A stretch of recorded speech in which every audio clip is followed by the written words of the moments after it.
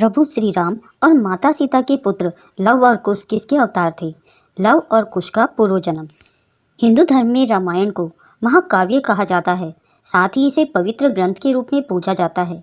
रामायण में आज भी कई ऐसे रहस्य छिपे हुए हैं जिनके बारे में सिर्फ तभी पता चल सकता है जब रामायण का गहन अध्ययन किया जाए।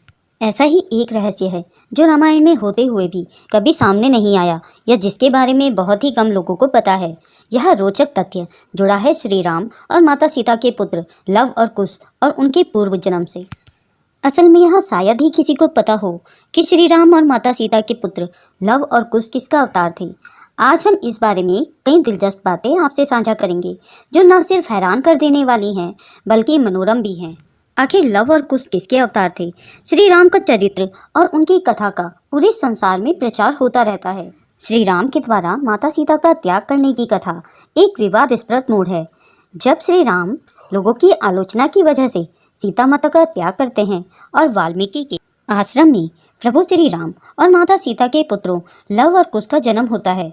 वाल्मीकि रामायण के अनुसार श्री राम ने जब माता सीता का त्याग किया था तब माता सीता को वाल्मीकि ऋषि ने बेटी मानकर अपने आश्रम में स्थान दिया।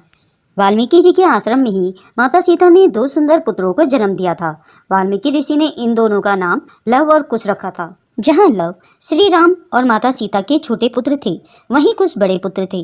वाल्मीकि रामायण के बालकांड और उत्तरकांड में लव और कुश को श्री राम और माता सीता के दो जुड़वा पुत्रों के रूप में वर्णित किया गया है। वाल्मीकि रामायण के बालकांड की कथा के अनुसार लव और कुश वाल्मीकि मुनि के आश्रम में रहते थे और वाल्मीकि ने ही उन्हें रामायण की कथा सबसे पहले सुनाई थी। वाल्मीकि रामायण के बालकांड श्लोकों से पता चलता है कि लव और कुश दोनों मुनि वाल्मीकि के आश्रम में ही रहकर सभी विद्याओं के ज्ञाता हुए थे। वाल्मीकि रामायण में उल्लेख मिलता है कि लव और कुश पूर्व जन्म में वसुनंद और सुनंद नाम के दो ऋषि भाई थे।